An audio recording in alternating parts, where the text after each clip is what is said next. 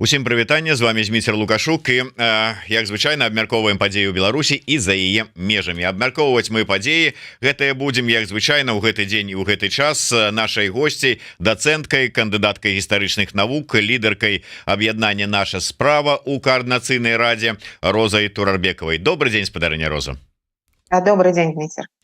Спадарыня Роза, давайте мы спачатку скарыстаемся вашим досведам у якасці выкладчыцы і чалавека, які как бы хварэе за наш стан адукацыі, вышэйшай адукацыі. І вось якую тэму хацеў бы з вами для разгону нашага стрыма абмеркаваць. Дарэчы, для разгону нашага стрыма адразу усіх заклікаю: подписывайтеся на телеграм-канал спадарыні Розы Турарбекавай, на яе YouTube канал. Дарэчы, нешта даўно вы там нічога не рабілі ў YouTube канале. Вяртайцеся. Только я соберусь, и нечто вас не мешает. Да, вертайтеся, потому что я ж вам рассказывал, люди цікавятся, им цікава лекции послухать про международные розныя стасунки и все остальное. Тому подписывайтесь, калі ласка, ну и не забывайте про YouTube канал Еврорады. Подписывайтесь, расширвайте, покидайте свои комментары, натискайте на звоночек, калі для вас гэта бяспечна. Небяспечна глядите без подписки. Галоўнае, каб быць у курсе падзеяў. Так вось, все пачалося, ну, не цяпер, пачалося ўсё даўно, але такі спробы знішчэння, падпарадкавання усіх незалежных структур, якія займаліся адукацыяй. 20-й год, канешне, даў такі карт-бланш рэжыму, і яны вычысцілі фактычна ўсё. Калі там нешта і засталося, то там, ведаеце, што-нибудь, дзе сузаснавальнікам значыцца Абельская, да прыклад. Ну, а ўсё астатняе пайшло под нож. Ну, здавалася б, вот змаганне просто с этими прыватнікамі, якіх немагчыма кантраляваць ва ўсіх сэнсах. Але раптам з'яўляецца інфармацыя про тое, што выпускнікі беларускіх ВНУ будуць размяркоўвацца для адпрацоўкі вось гэтых сваіх тэрмінаў па размеркаванні абавязковым, у тым ліку у Россию. Гэта што?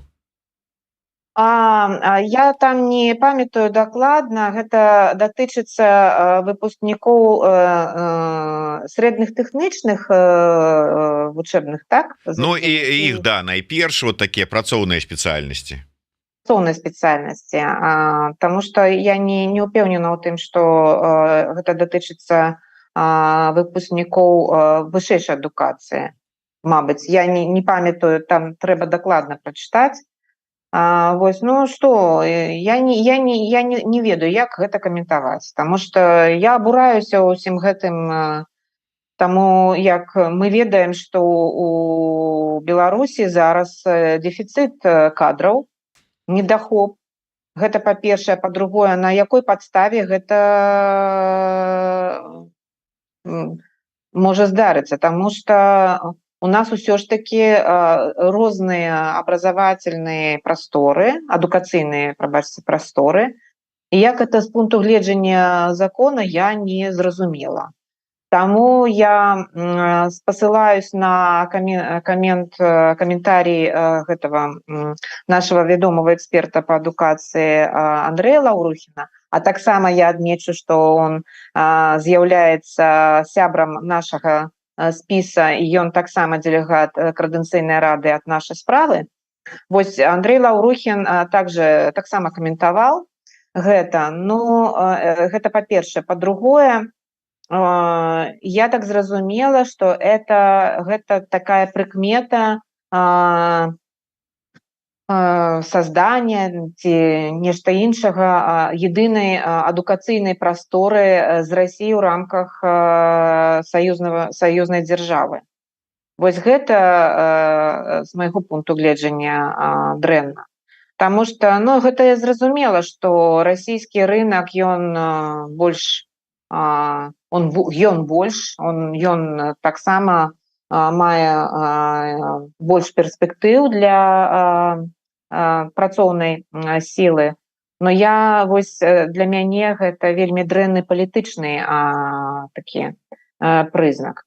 Вось прыкмета. Поэтому, ну, як тут каментаваць? Я абурена гэтым, таму што мы зараз бачым не толькі як бы как это ущемление интересов, да, белорусов в целом, вот, и рассмотрение белорусов как даже не просто рабочей силы, а это как крепостное право фактически.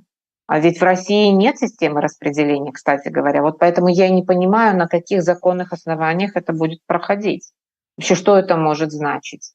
Что от этого хочет государство получить? Я не очень понимаю. Или же речь идет о распределении белорусской рабочей силы на те объекты, которые будут строиться для Беларуси в России.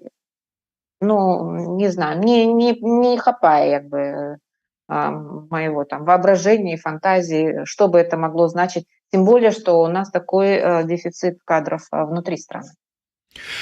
Так, згодны. Але вот калі вярнуцца да пачатку да тэмы вынішчэння недзяржаўнай камерцыйнай адукацыі і ўся вот сітуацыя зараз з закрыццём гэтых апошніх камерцыйных ВНУ і зараз пераразмеркаванне гэтых студэнтаў па дзяржаўных ВНУ і са словамі пры тым, што ну нарэшце вы хоць атрымаеце нармальную адукацыю, а не вот это вот все. Як вы думаете, вот чым это можа скончыцца? Які гэта можа быць сапраўды гэта нейкі пазітыўны станоўчы вынік для беларускай адукацыі агульнай прынясе? Да, что касается студентов, то их вопрос решаемый. Хотя, конечно, тот стресс, который будут испытывать студенты этих вузов, никто об этом не спрашивает. Да? Это же еще и это психологический еще стресс, это первое. Второе, если это платное отделение, да, например, если они платили в коммерческих, в частных, извините, заведениях учебных, негосударственных, скажем так, они не частные, а именно негосударственные, если они платили одну сумму, то в государственных по аналогичным специальностям они будут как платить? Другую сумму? Вот, если там как бы сравнивать, да, уровень оплаты, он сильно отличается. Например, Белорусский институт правоведения, там уровень оплаты за обучение был ниже нежели чем по аналогичным специальностям на платных отделениях в БГУ. Я это знаю абсолютно точно.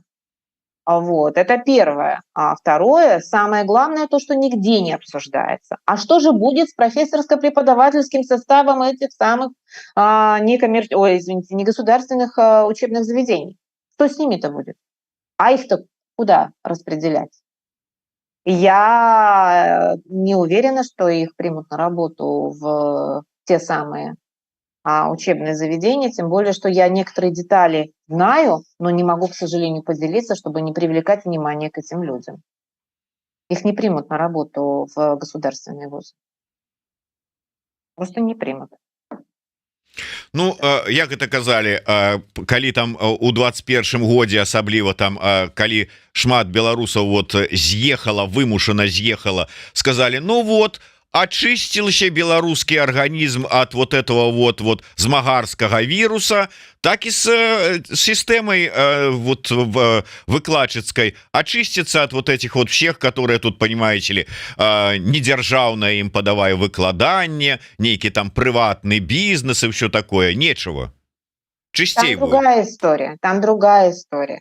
Там люди, которые работали в государственных, перешли в негосударственных, а назад их не возьмут.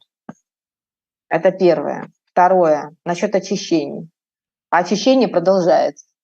Я точно знаю, что увольнения продолжаются в БГУ. Я не хочу называть цифры и факультеты, чтобы не указывать на людей. Но я точно знаю, что людям продолжают не продлевать контракты с хорошими, очень хорошими специалистами по самым дефицитным специальностям. Поэтому что-то там насчет очищения. Если иметь в виду всех, кто выходил, кто подписывал и так далее и тому подобное, ну так счет идет на миллионы людей. Вот среди них выкладчиков было, ну, как бы добро так. Только с БГУ уволили 500 человек. Вот, и продолжают увольнять. Это по состоянию, объективка была по состоянию на год тому назад.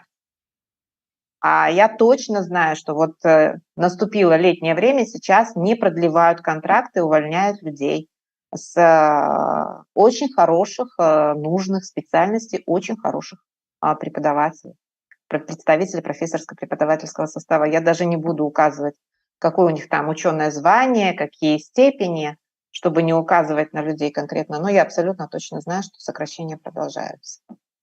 Мгм.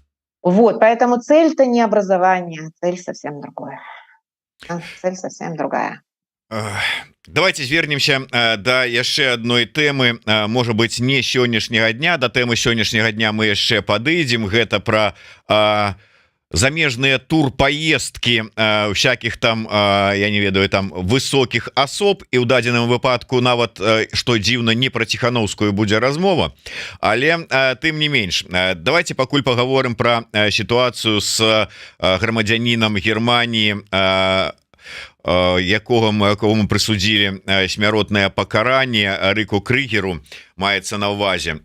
І ведаеце, я звярнуў увагу, як рэагуе на ўсю гэтую сітуацыю сёння лукашэнкаўская прапаганда. Спачатку выскачыў у эфір Воскресенскі, самый галоўны по вот это самое так памілаванню у той сістэме чалавек, які заявіў про тое, что трэба абмяняць Крыгера на, я цитую, патрыота союзного государства Вадима Красикова. Ага. Вот патриот союзного государства, который поехал у Германию и там здзейсніў забойство. Так вот, ситуация, я так не отключил телефон. Потым вышел у эфир Петр Петровский, да, вашего великого прыхільніка Азаронка. Вот, дзе заявіў про тое, что я таксама процитую. Ну, по-першае, ён сказаў, что какие обмены, какие там что-то там ёсць прысуд і няма чаго, трэба каб закон для ўсіх роўны, здзейсніць прысуд. Ну, калі Азаронак там типа там аккуратненько намекнул, что дык там же ж вот МЗС, там перамовы, там вот что-то там вот власть говорит, что вот надо что-то обмярковывать. Он сказал, что ну, если все ж таки какая-то обмен, то нам повинно быть единственное, на что мы можем поменять этого бандита, цитата, это на то, чтобы все санкции, введенные после 2020 года, были сняты. И Беларуси за эти 4 года санкций была выплачена соответствующая компенсация. Вот так вот, 20 баксов есть 20 баксов. Ну, я уже не прыгадываю гладкую, якая пайшла далей за ўсіх, заявіўшы про тое, что калі б Крыгер, это самое, як все и пачыналася, калі ён нібыта прызнаваў усе гэтыя абвінавачванні, калі б не ўмешаўся адвакат і ён не адмовіўся ад гэтых прызнанняў і толькі часткова прызнаў одно, то прысуда смяротнага яму б не вынеслі. Вот, то есть, калі ты усе зусім пагаджаешься, значит, тогда все нормально. А так вот все. Так вот, як вам бачыцца ўся гэтая ситуация? Про что сведчаць вось гэтые пропагандысцкие, ну, как бы так сказать, разважанні на тему обмена не обмена? Ну, па-першае, яны нічога дакладна не ведаюць. С ними не советуются. Это я могу вам сказать точно. Они могут только догадываться. Они могут там попытаться поинтересоваться. Я думаю, там в МИДе их пошлют далеко и хорошо. Вот. Просто взаимоотношения внутри там именно такие. Это не инсайдерская информация, они не занимаются сливами. Они занимаются сопровождением пропагандистским. Это я знаю точно. Вот. Может быть, кто-нибудь бы из них бы что-то такое сказал, типа Шпаковского, да. Может быть. Он знал бы что-то, источник слива информации, да. А остальные-то эти типа нет. Вот. Ну, а дальше уже фантазии, на что как бы их хватит. Это первое. Второе, я думаю, что да, скорее всего, ведутся весьма интенсивные переговоры. Речь, наверное, может идти и об обмене. Вот. Но как это будет происходить, я думаю, что никто из них не знает. Вот. Ну, посмотрим, что будет дальше. Но все это свидетельствует о том, что всерьез как бы речь о приведении приговора, извините меня, в исполнение речи не идет, видимо. Но это такая дубинка, это мы с вами как раз вот на прошлом эфире это обсуждали, и я тогда же и предположила, что, возможно, речь идет об обмене. Вот теперь вопрос, кого на кого. Вот видите, Воскресенский выплыл со своей гипотезой. Сложно вам сказать, ведь на самом деле ни один из них не имеет доступа к информации. Это я скажу вам абсолютно точно. Может быть, Шпаковский мог бы что-то сказать более точно, но он молчит. Значит, сказано молчать. Што дае магчымасць Шпаковскаму больш дакладную інфармацыю валодаць яго пасада у амбасаде ў России? Да, его посада, его близость к силовым структурам, вот, да, да. Он все-таки вхож в кабинеты, в отличие от вот этих, кто там, Воскресенский, запятая, Петровский, ну, про эту, как ее, гладкую, да, я опускаю просто, no comments. Вот. А Шпаковский мог бы сказать, ну, видите, он молчит, и потом, да, он действительно является на сегодняшний день формально дипломатом. Он в структуре фактически МИДа, считайте. Вот. Но как бы он близок к силовым структурам, он мог бы что-то сказать, может быть. Но это только то, что как бы разрешается для публичного освещения. А так нет, никто из них не обладает информацией настоящей. Их туда близко не подпускают. Все ж таки, як вам падаецца, ну вот калі браць міжнародныя адносіны, вот сама гэтая сітуацыя, як яна ўспрымаецца вот, з пункту гледжання міжнародных адносінаў, там, ну я не ведаю, там дыпламаты увогуле, вот скажите мне, як вот специалист по международных адносінах. Типичная ситуация взаимоотношений между диктаторскими режимами и развитыми демократиями. Типичная ситуация. Такие же ситуации и есть между Ираном и Швеции, тоже и самой Германии. Вот такие когда-то были отношения, там, например, между Северной Кореей или там Вьетнамом и Соединенными Штатами. Вот типичная ситуация, поэтому я думаю, что и переговоры будут вестись именно в этом духе, и я не удивлюсь, если эти переговоры так или иначе будет курировать или он будет тесно согласовываться с МИДом России. Потому что у МИДа Беларуси такого опыта большого обмена кого-то на кого-то нет. И очевидно, что ну, о ком идет тогда речь, кого затребует, например, белорусский МИД в качестве обмена с той стороны, с этой, ну, со стороны Европы там, или США, например. Но в данном случае Германии, речь только о Германии. Со стороны Германии. Кого? Кого бы они затребовали? Вот. Какого-то гражданина Беларуси, да, предположительно. Но кто из граждан Беларуси обладает таким статусом, равным, да, статусу? Не думаю, что такая фигура имеется. А вот то, что сказал Воскресенский, ну, он так ткнул небо, как-то пальцем в небо, ну, вот это близко к тому, что могло бы быть. Предположительно. Ну я думаю, что ён не ткнул пальцем у неба, а просто читая розныя экстремистские каналы, где эксперты выказывали такое вось меркаванне. Тем более, что речь шла, по-моему, о похожей ситуации, когда обмерковывали обмен про Алексея Навального, ну, который не случился. Но он был реально, этот разговор был, переговоры реально шли. Калі казаць все ж таки, ну браць да ўвагі, что Минск, ну, как бы выконывая задание Москвы.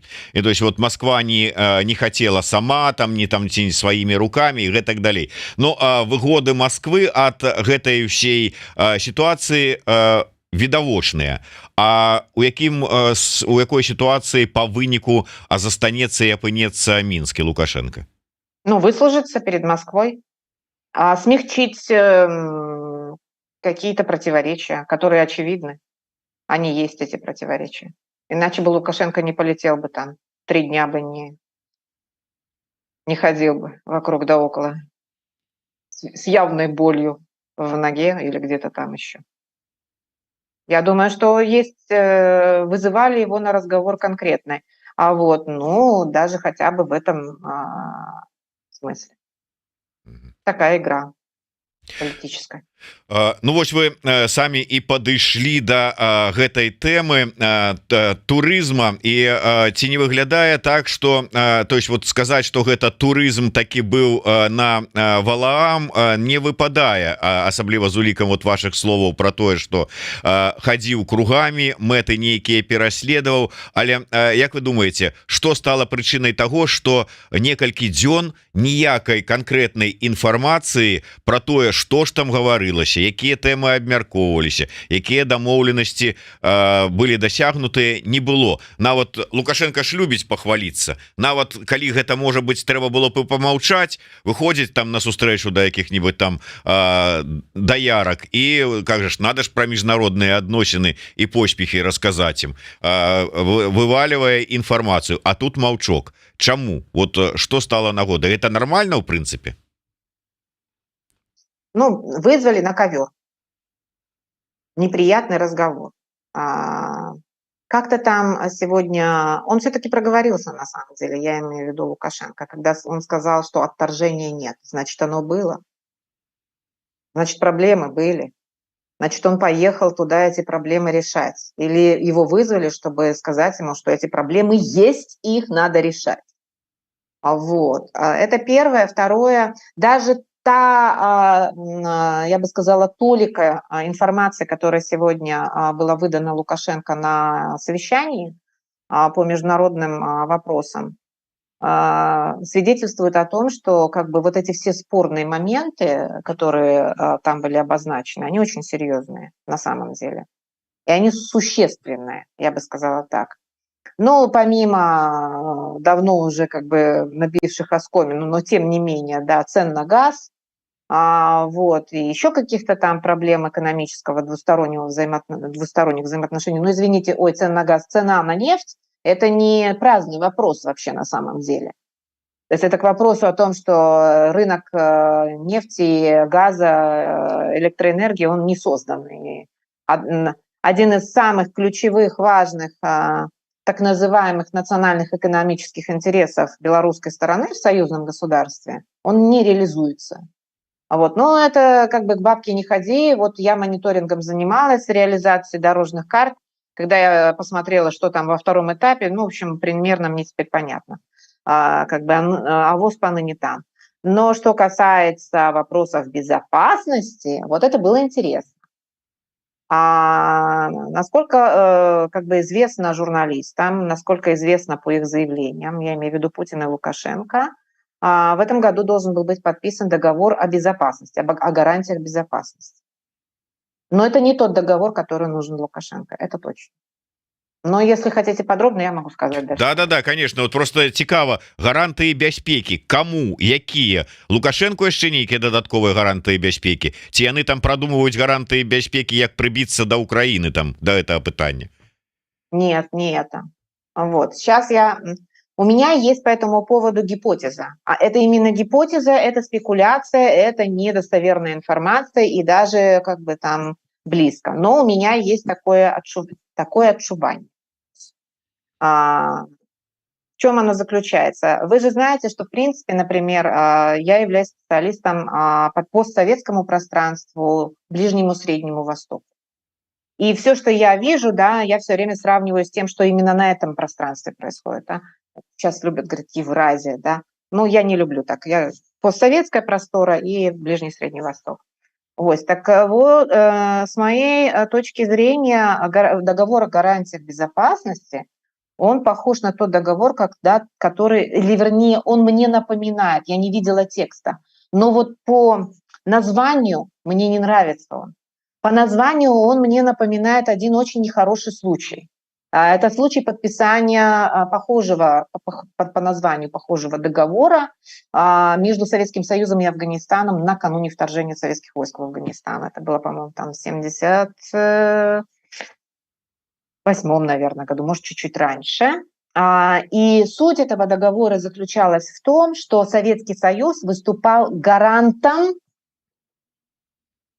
безопасности, не просто безопасности Афганистана, а гарантом как раз этого режима, этого государственного управления. То есть, вы помните, это была дыра, да, Демократическая Республика Афганистан. Так вот, Советский Союз по этому договору выступал гарантом безопасности именно дыра, именно вот этого государственного образования, этого режима, территориальной целостности и безопасности. В случае, если кто-то будет, как это сказать, угрожать дыра, Советский Союз вводит войска. Ну и дальше вы знаете эту историю, да, афганскую историю. Собственно, Советский Союз, да, спецназ ликвидировал Амина, президента, вот эта знаменитая, да, операция, когда ликвидировали всех, да, в президентском дворце, за исключением одного наводчика, который там спрятался в котле. Вот. Это было интерпретировано как угроза безопасности, потому что лишается руководства, ну там дальше уже было неважно. И было это использовано как повод для введения войск в Афганистан, потому что Амин думал о смене геополитической ориентации. Он хотел сменить ориентацию Советского Союза на США, будучи главой ДРА, будучи представителем НДПА, то есть Народно-демократической партии Афганистана, партии власти, которая была приведена фактически с Советским Союзом к власти. Вот, что мне это напоминает. Я об этом все чаще и чаще думаю, и думаю о том, что Лукашенко чувствует себя не в безопасности в этой связи. Не знаю, насколько он хорошо знает историю с Афганистаном. Может быть, кто-то ему об этом сказал, может быть, нет. Но, наверное, суть этого договора, она именно выглядит достаточно угрожающей, потому что, судя по тому, что он сегодня сказал, что не вызывает никакого отторжения. Мы решили все наши вопросы, в том числе вопросы, связанные с безопасностью, и должны в этом году, когда-то там, я не помню, в октябре-ноябре, подписать этот договор. Хотя все эксперты говорили о том, что этот договор, если подпишут, то подпишут в декабре, если подпишут. Я еще думаю, что этот договор является причиной того, что Лукашенко лихорадочно ищет окно возможностей на Запад и всячески старается диверсифицировать внешнюю политику и внешнюю торговлю. Мне представляется этот договор крайне опасным, и моя гипотеза заключается в том, что он является прямой угрозой. У такой ситуацыі, ну калі разважаць далей пошукі гэтых яго акно магчымасцяў на захад, ну яно неяк павінна больш інтэнсіўна адбывацца і не праз прысуджэнне смяротнага пакарання грамадзяніну заходняй краіны. Но он же зажат в тиски на самом деле. Чтобы предоставлять, чтобы разыгрывать новое окно возможностей, для этого и поле для маневра должно быть достаточно широким. Ну, не таким узким, на котором он действует сейчас. Он сейчас действует на очень узком поле. Это узкое поле обусловлено там соучастием в войне, я не знаю, такой близостью интеграции с Россией, которых не знала вся история независимости, потому что вы прекрасно знаете, да, насколько сейчас белорусская экономика, общество зависимы от России, белорусские силовики тесно работают с российскими силовиками и так далее и тому подобное. И он не может в одночасье сейчас сделать то, что даже сделал в свое время в 2015 году. Не может. Это первое. Второе. Он потерял всякое доверие со стороны западных партнеров. Всякое доверие. С ним никто не хочет разговаривать. и ему надо в это там игольное ушко, да, пролезть, а он не пролезает, потому что, извините, как это там, воз грехов или мешок грехов слишком велик. Но тем не менее он щимится, я думаю, что он щимится, он старается, он пытается. Если моя гипотеза верна, если речь идет именно об этом договоре, от которого он хочет отпетлять, то, конечно, ситуация вельми дрэнная. Вот. И моя вот эта аналогия с Афганистаном, еще раз повторю, это моя гипотеза и спекуляция, не надо это принимать за факт. Но это таковы мои как бы мысли. Вот. Я вот об этом думала, кстати, весь отпуск об этом думала. Вспоминала об этом и пыталась выстроить все эти логические связи. Возможно, я себе нафантазировала, но, по крайней мере, все, что я сейчас вижу, я иначе объяснить не могу. Я иначе объяснить не могу. Даже его вот этот вот отчаянный шаг публично объявить об отводе войск от украинской границы. Он же прекрасно понимает, что ему прилетит по шапке. Прилетит конкретно. Вот и прилетала, я думаю, на этом Паламе. Прилетала, потому что речь же шла. Он же теперь не просто главнокомандующий, да, белорусских войск, он же в РГВ входит белорусская армия. А кто РГВ? Чья РГВ? Региональная группировка войск. Чья? Из кого состоит? Кто ей командует? Он как соотносит вообще свои, как бы, свои личные суверенные полномочия с союзным государством, то бишь с Путиным? Как соотносит? Так вот, вопрос в договоре о безопасности, о гарантиях безопасности, там этот вопрос будет решен, да? Мгм. Ну прынамсі я так разумею что ён ну как бы даў заданне там ці яны дамовіліся с Путіным что у тым ліку ну в прынцыпе і найперш тому что гэта гарантыі бяспекі ідуць на першым месцы. Я цытую с прэзідэнтам России мы дамовіліся что до гэтага моманта ну это вот папярэдне стварэнне 25годдзя дамова стварэнні то есть до пачатку першага квартала павінны ўсе быць вырашаны ўсе праблемныя пытанні. Першае по лініі Савбеза о гарантыі безбяспекі і по тэмах ураду. Что там по тэмах урада, відаць цены уже перад зімой на энерганосьбіты Савбез. То есть вот это ўсё, але чья это ініцыятыва вот тады атрымліваецца? Гэта расійская ініцыятыва вось такога тады подкінуць варыянт гэтага тэкста дамовы о гарантыях бяспекі? Думаю, что да. Я думаю, что ему поставили дедлайн. Это называется дедлайн на самом деле. И я думаю, что это любимая русский дипломатический прием под названием пакетное соглашение. Договор о гарантиях безопасности в обмен на решение вопроса о ценообразовании на нефть. Вуаля, называется, да? Конечно, но это же давняя как бы традиция российской дипломатии. Я же уже сколько раз об этом говорила. На примере союзного государства. Как это? Пакетное соглашение, вот это вот называется, да? И оно даже там, извините меня за выражение, черным по белому написано было. Создание системы администрирования косвенных налогов в обмен на отмену налогового маневра. Там прям так и написано. В двух дорожных картах, нефтяной карте и в таможенной карте, так и было прописано. Делаете это, получаете это. Не делаете это, не получаете. Все. Здесь будет то же самое. Я так понимаю. Как бы я текста не вижу, но я знаю, как действует российская дипломатия. Я видела это неоднократно, не только на примере союзного государства, на всех примерах, на отношениях между Россией и Казахстаном, например, я когда изучала вопрос о подписании договора об аренде Байконура, например, да, вот, как россияне выбивали этот договор из казахов в обмен на что. И там тоже было вот так. Все, вот так вот решается вопрос. Причем, понимаете,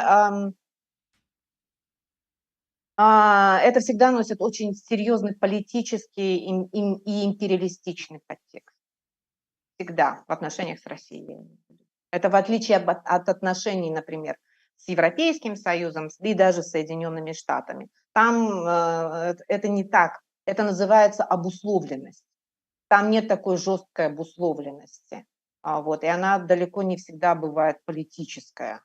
Особенно это касается там стран Ближнего, Среднего Востока, Центральной Азии. Что значит политическая обусловленность? Политическая обусловленность это означает, вы, значит, проводите у себя там реформы права человека, значит, а мы там снимаем санкции или там этот преференциальный режим вводим и так далее и тому подобное. Нет, так никогда не делалось там. Вот. Пожелания высказывались, еще что-то. Если вы хотите получить там, я не знаю, большой какой-то там какой-то пакет, еще что-то, может быть, вам стоит провести там реформы. Но это эпоха Джорджа Буша-младшего, это концепция Большого Ближнего Востока. Такая была история, да. Вот, и как бы, ну, там было все очень прозрачно и понятно, хотя американцев и администрацию тогда американскую очень сильно критиковали европейцы, например, да. Но там такой политической жесткой обусловленности не было. Но Россия всегда действовала так, особенно в отношении своих союзников по СНГ, по ДКБ и, ну, короче, бывшие советские республики. Россия всегда так. Очень жестко, очень жесткая политическая обусловленность. Я думаю, что здесь та же самая история, только теперь понятно, да, что является частью пакета. Эта часть и эта часть. Соединяет взаимная обусловленность. Вы Ну, выполняете это, мы делаем это. ну, спадарня Роза, я разумею, калі б на пэўных там гарантыях бяспекі там ці што гарантам бяспекі рэжыма Алеся Лукашэнкі выступаў, ну вот ён настаиваў, каб Расія яму давала гэтыя гаранты, а Расіі гэта навошта? Чтобы Беларусь не ушла из-под влияния России, чтобы Беларусь оставалась в сфере влияния России, а еще лучше соединилась.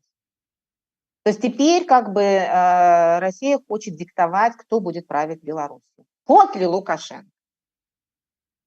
Может, тогда и уже и Лукашенко. Он им надоел. А вдруг он на сторону уйдет? А он же, понимаете, они же видят, что он делает. Они же тоже не слепые, у них же там нашпиговано всего. Вот. Они знают больше, чем мы с вами. Значительно больше. И им вот эти телодвижения последние Лукашенко совсем не понравились. Вот. А чтобы вот больше на этой истории поставить точку, договор о гарантиях взаимной безопасности, о гарантиях безопасности, это будет как раз именно этим документом, на основании которого русские могут ввести в любой момент войска. Ну що ж тут, мы ж как люди, якія цікавяцца гісторыяй, ведаем, что самых жыхароў маскоўскага княства называли москалі. Ну что тут такого? Так что прабачце, потому что я ведаю, что гэта мабыць имее некую негатыўную канатацыю. Вот, и мне нават некоторые сябры про гэта гаворылі, что гэта язык варожасці. Дзякую, варожасці.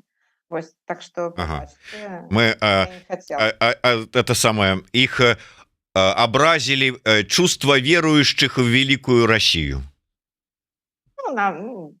Например. Добре, ну мы як атеисты, знаете ли, как-то можем часом как бы этих верующих в великую Россию и образить, а мы вот неверующие. Я процитую все ж таки: туристических поездок быть не должно, должен быть результат, заявіў Лукашенко, і з гэтай нагоды узгадывается визит Рыженкова у КНДР. Вот як вы думаете, які вынік поездки будзе? Не ведаю. Вось, ну, памятаеце, калі абмяркоўвалась гэта магчымасць адносна працоўнай сілы, да, так?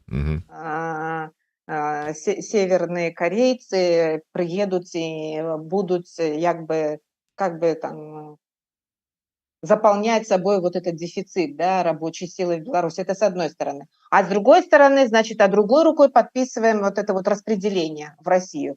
И вообще что-то одно с другим как-то не вяжется, поэтому не знаю, чего Рыженков поехал в Северную Корею. Имел ли в виду Лукашенко именно этот визит?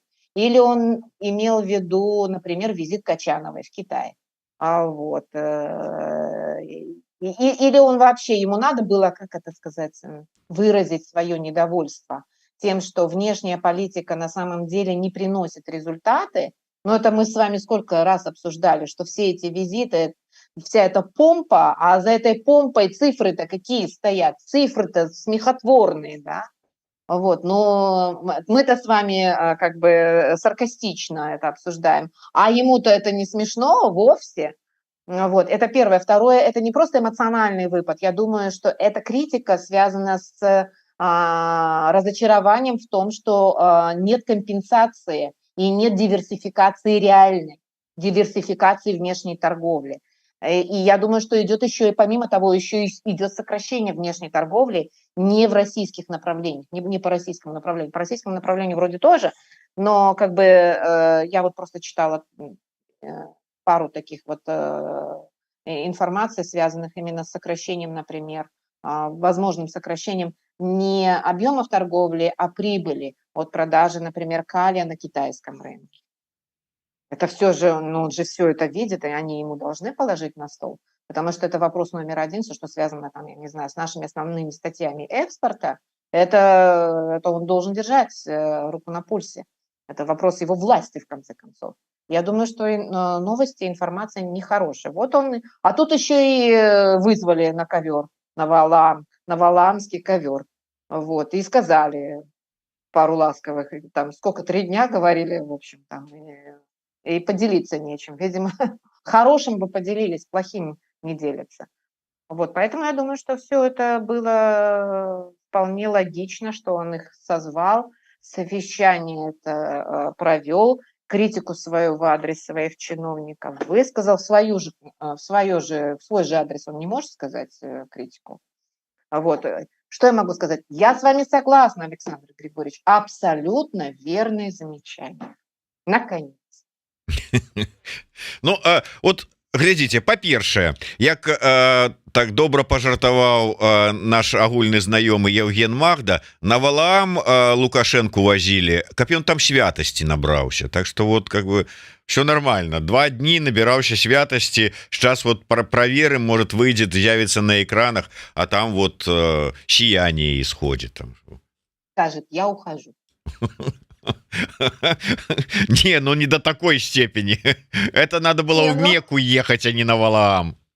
Не, ну с Мекки живым же не вернешься, там же могут затоптать, вы же знаете, там страшно. Ого, такого затопчи, вы здымки бачили?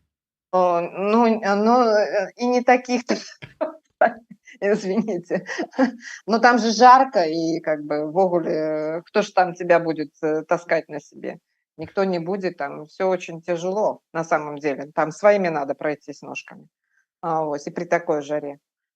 Ну, мне, может, надо было на Валааме остаться там на недельку. Так, может, уже и вообще бы просветление было бы полное. Вот, а наконт другого, вот вы кажете, нету там вот неяк такого выника от поездок и вогуле поездок, может быть, и нема нормальных. Цитую: международная повестка остается крайне напряженной. График международных встреч достаточно насыщенный. Вот, а вы говорите? Ну, сгодно, ну, Валаам, Северная Корея, что там еще? БРИКС, да? Да, вот плануецца, дарэчы, БРИКС. Як думаеце, прымуць нарэшце в БРИКС или брыксанут? Не ведаю, не поставлю на это. Ну, тут как бы я не знаю, поэтому остается только гадать, но я бы не поставила на его визит в БРИКС.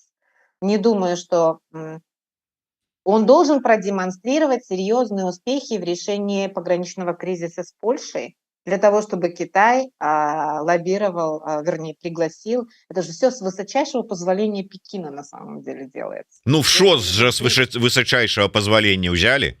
Извините, БРИКС немножко не ШОС. БРИКС немножко не ШОС, БРИКС немножко другая организация. Там есть Бразилия, там есть Индия, там есть Южная Африка. Если, коли вы памятаете, этого Путина ж попросили не приезжать в прошлом году на саммит БРИКС. Вось таму такая Ой, арганізацыя, ну знаете, спадарыня такая. Роза, Бразіліі да праблем на беларуска-польскай мяжы так далёка. Так, но ім недалёка да праблем іншых. Я маю на ўвазе адносіны Лукашенка з захадам, я имею в виду, са злучанымі штатамі таксама. Это па-першае, па-другое, што датычыцца Індыі таксама. Індыя себя паводзіць вельмі незалежна. Вы же бачылі гэту навіну адносна будущего,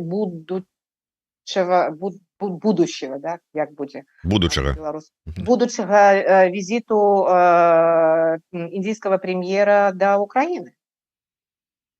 Гэта вельмі ну як бы цікавая навіна для мяне, і таксама накануне самміта БРИКС. Гэта вельмі цікава. Таму і Індыя себя пазіцыянуе ў Азіі як супернік Китая. І вось тут не ўсё так будзе як бы легко. Это все не так легко. Таму і какая увогуле зацікаўленасць у БРИКС у Лукашэнкі? Не ведаю. Таму Рыжэнкоў мае, так, ён можа. А вось Лукашенко, не, я зараз не бачу такой магчымасці. Прабачце, Александр Григорьевич, но я такой магчымасці зараз не бачу. Не бачу. Так, ну я думаю, что варта прыслухацца яму да вашага меркавання.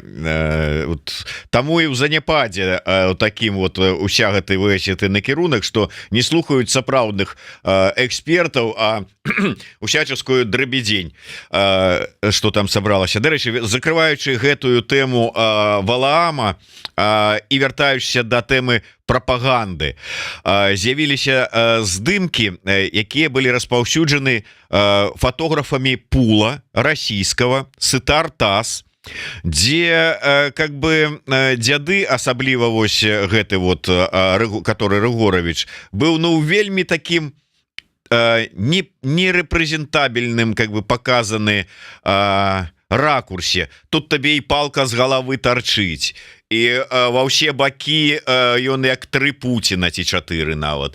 Такое адчуванне, што вот ну адмыслова гэтыя фоткі былі закінутыя ці не?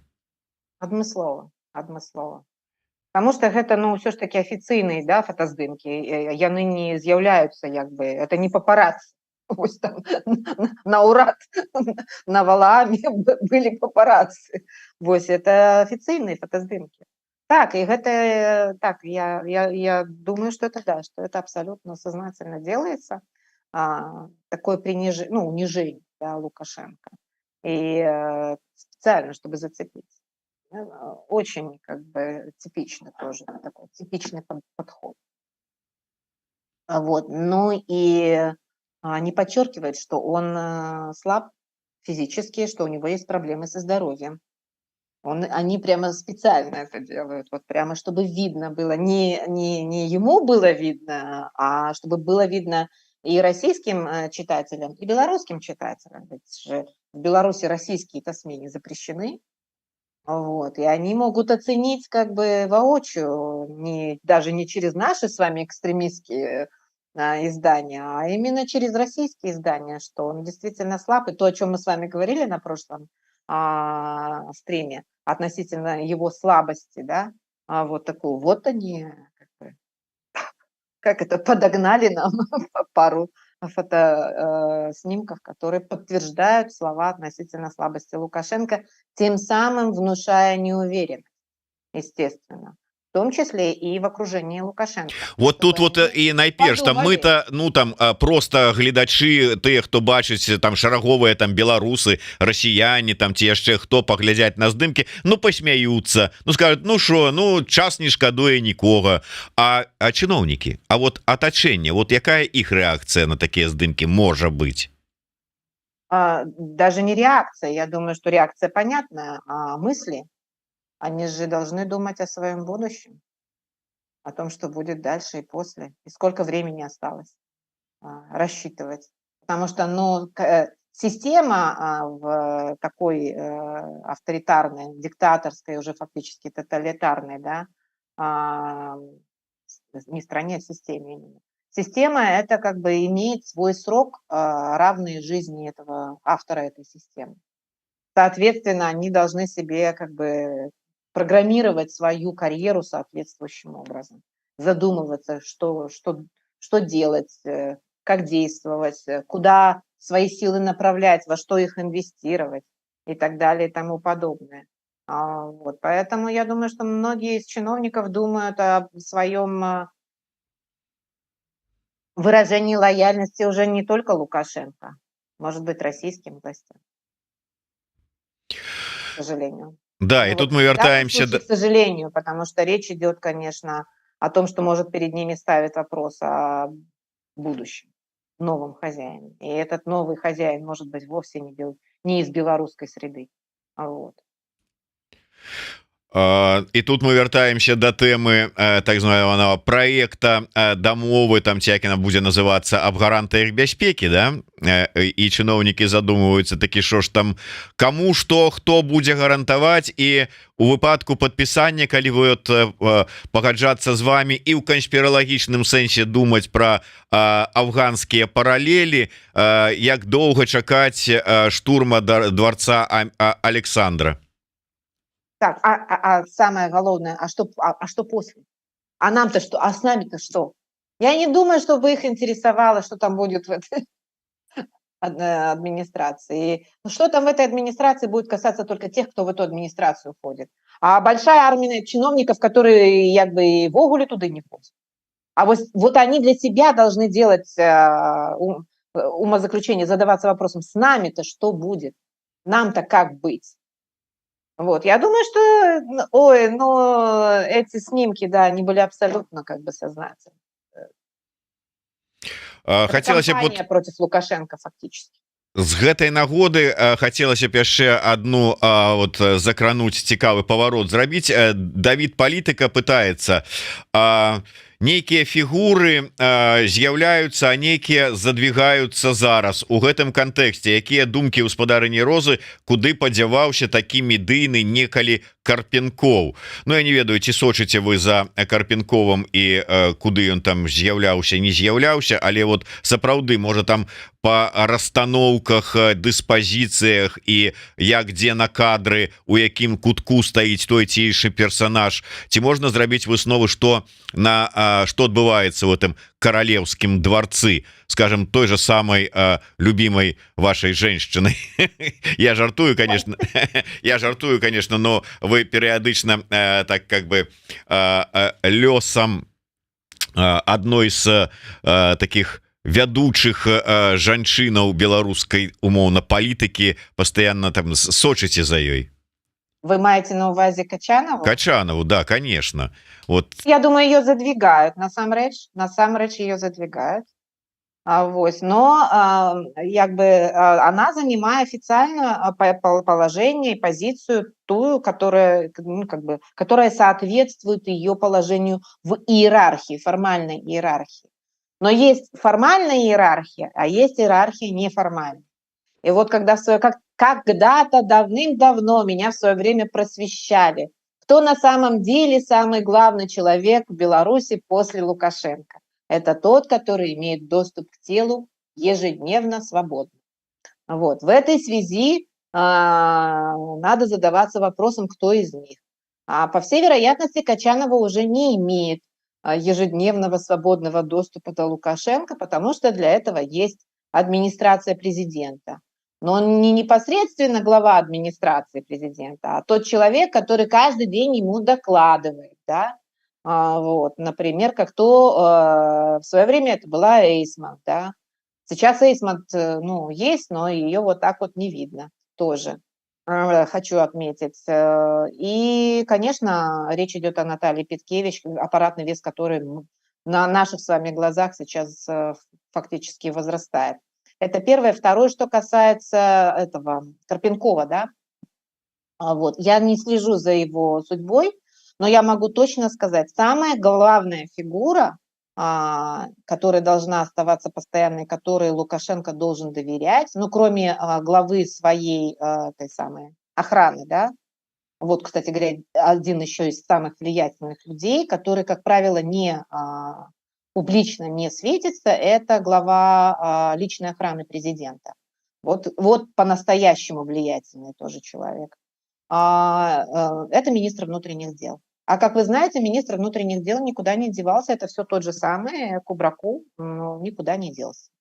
А Карпенков нет, он был нужен в свое время, он был очень медийным, он там проявил себя в 2020 году, он добился того, что его не уволили, потому что вы знаете, что ГУБОПИК должны были расформировать, а благодаря 2020 году и роли, которую выполнил ГУБОПИК, выполнял и выполняет, благодаря этому ГУБОП не просто остался, он набрал вес, но ГУБОПИК перебить КГБ не может. Это невыполнимая задача, но, по крайней мере, они укрепились за счет репрессий, они укрепились. Но Карпенкова сейчас нигде не показывают, потому что, видимо, он позволял себе слишком. Вот это вот, когда он позволял себе слишком, и к нему подошли и сказали, чтобы он прекратил, а возможно, он не прекратил. И тогда, когда он не прекратил, ему вообще отказали в публичности, сказали: заткнись и сиди, не выступай, не вылезай больше, хватит. Если человек вовремя не может остановиться, обычно так и делают. Я думаю, что вот как раз судьба Карпенкова сейчас именно такая. Поэтому он сидит тихенько на своем месте, и все, его никуда не пускают, он больше не выступает, он больше не медийная личность. Так, спадарня Роза, некалькі тэмаў нешта вот я загаварыўся, ужо так добра мы з вами паговорылі, але некалькі тэмаў я хацеў бы, можа быть, коротко закрануць. Напрыканцы мінулага тыдня ізноўку вельмі актуалізаваліся заявы з боку кіраўнікоў, ну ці скажем так, высокіх чыноўнікаў Польшчы наконт умоваў, на якіх можа пайсці там нейкая размова, дыялог паміж Варшавай і Мінскам. Ну і увогуле яшчэ раз гучалі словы пра верагоднае закрыццё грузаперавозак праз беларуска-польскую мяжу. Пра гэта сказаў і намеснік міністра, і міністр замежных спраў Сікорскі пра гэта казаў. Чаго чакаць, якое развіцця падзеяў чакаць? Сапраўды дойдзе да закрыцця, можа быть, мяжы для грузаперавозак як мінімум? Может, но ненадолго. Потому что речь идет не только о Польше, речь идет о торговле между Европейским Союзом и Россией. Она продолжается, я должна это подчеркнуть. Она продолжается. Понятно, что были приняты очень масштабные санкции, но есть ряд целых отраслей, на которые эти санкции никогда и не распространялись. Не стоит об этом забывать. А Россия – это премиальный рынок для европейского производителя. Поэтому эти вопросы решаются не просто так. Они не могут решаться единолично только Варшавой. Если Варшава ставит сейчас так вопрос перед Брюсселем, то, я думаю, в Брюсселе полно людей или сторон, которые этому возражают. И даже если Варшава примет такое решение, перекроет груз, поток, имеется в виду по железной дороге, да, грузопоток, и фуры тоже так само. Я думаю, что это отбудется, на некалькі дзён ці тыдняў максимум. То есть я думаю, пока так, потому что я бы и рада была бы сказать, что Варшава имеет возможность перекрыть надолго, прямо устроить настоящую блокаду, да, например. Ну, еще, кстати, Литва должна принять в этом участие тогда, потому что тоже железная дорога работает, кстати. Грузы идут, а люди не едут, а грузы идут. Поэтому, но, к сожалению, я думаю, что вся остальная Европа, она будет просто не согласна с этим. Ну и Китай, соответственно, конечно, будет оказывать давление. Но Польша сейчас максимально, конечно, как это сказать, максимально увеличивает, да, вот эту вот возможность введения такой меры, тем самым оказывая публичное давление на те тайные переговоры, которые сейчас ведутся. Я думаю, что они ведутся. Они, наверное, с перерывами вот эти вот такие как-то там ведутся, но они, наверное, ведутся. Не может быть, чтобы они не велись. Я думаю, что они ведутся. вот, не знаю, на каком уровне, в каком формате, в каком виде они просто пишут письма друг другу или устраивают зум-колы, не знаю, не могу сказать. Может, кто-то ездит туда-сюда, но пока никто не замечен, да, в этих контактах официально. Если бы кто-то полетел или бы приехал, слив бы информации был бы сразу. Поэтому, возможно, это онлайн осуществляется. Но я уверена, что, скорее всего, какие-то переговоры ведутся. А то, что мы с вами видим публично, это средство оказания давления. Соответственно, я думаю, переговоры ведутся в весьма жестком варианте. Вот, что отбудется, ну, вот мое такое вот меркование относительно того, як може это выглядать. Ну может быть выбачаюся вот гэтыя заявы про закрыццё мяжы что перад выбором вот таким вот поставили ці дакладней выбора няма калі вот не пойдуць то так вот будзе зроблена гэта як вы правильно кажете ну такие может быть сапраўды накрутка тому что тыя перамовы ідуць і не вельмі добра але у той же самы час да прыкладу узгаданы уже міністр замежных спраў Польши Сікорскі сказаў ну прынамсі латушку дакладна сказала здаецца казаў і Ціхановскай і прадстаўнікам іншым дэмсілаў что тычыцца беларусаў і вось гэтых уздзеяння на шараговых беларусаў санкцыйных абмежаванняў с апошняга санкцыйнага пакета то Польша не будзе іх прымяняць гэта тычыцца і забарону на перасячэнне мяжы беларусаў на сваіх аўтамабілях і з беларускімі нумарамі гэта тычыцца і знаходжання машин з беларускімі нумарамі тут на тэрыторыі Польшчы і гэтак далей гэта сігнал Польшчы сваім можа быть калегам-партнёрам что вот ну трэба адносна беларусаў все ж такі ну как бы по-іншаму ставіцца і прымяняць вот гэтыя нормы санкцыйнага пакета чым тое як кінуліся адразу рабіць Латвія Эстонія і Літва. Так, я так думаю, что вообще, в принципе, Польша чувствует себя гораздо более в этом смысле свободной, потому что на территории Польши, во-первых, много белорусов, ну, много, да, там это сотни тысяч имеется в виду.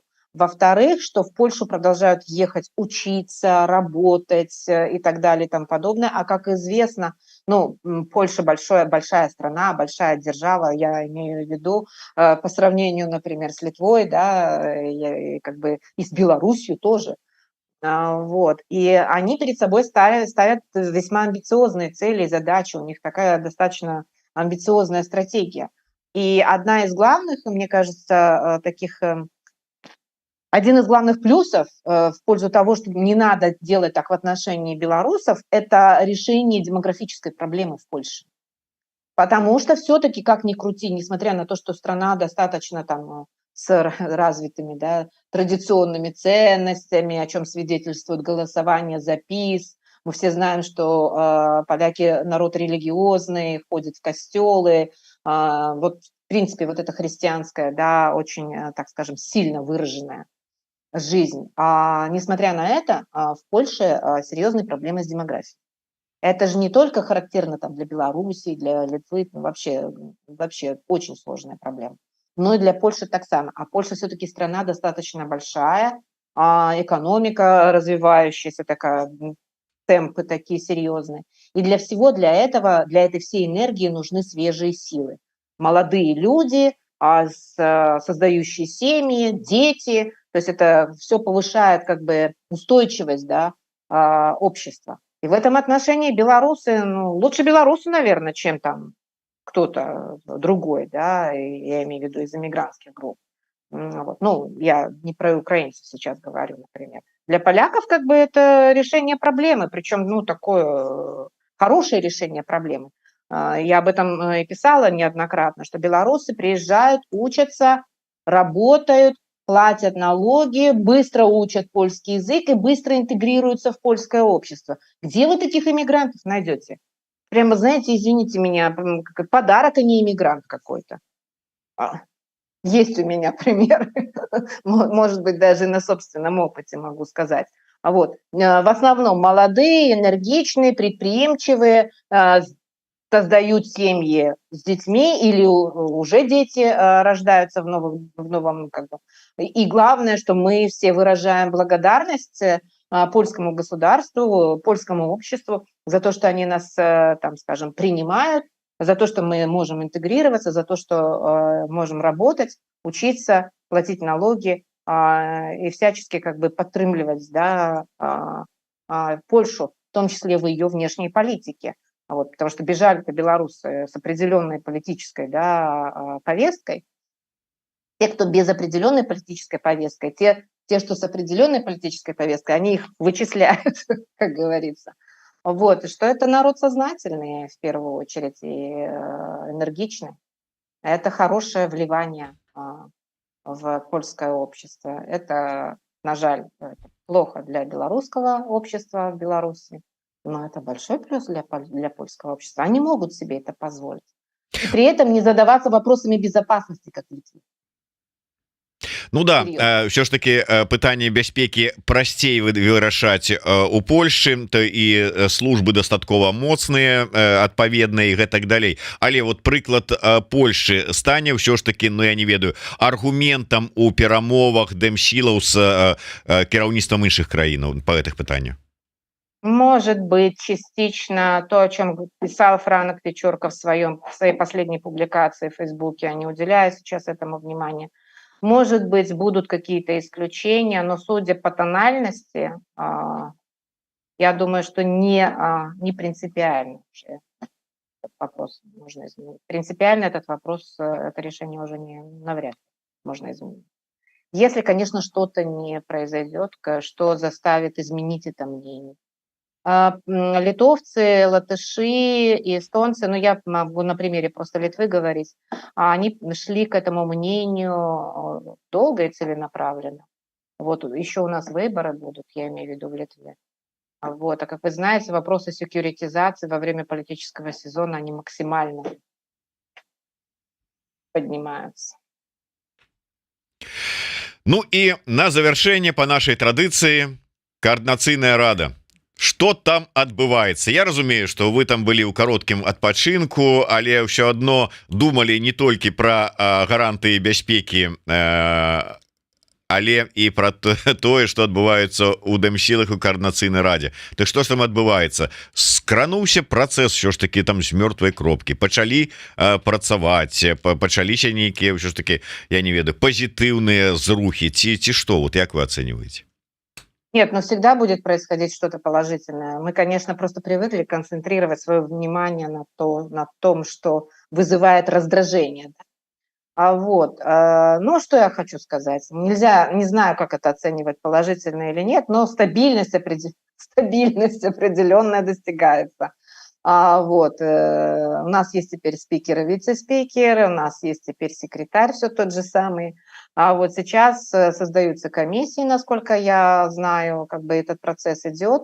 Вот. И самое главное, как бы точка следующая конфликта возможного, это, конечно, обсуждение так называемой малой конституции, то есть взаимоотношения, да, раньше это называлось протокол, сейчас я не помню, как этот документ называется, распределение, разграничение, да, функций поміж координационной радой, кабинетом и офисом.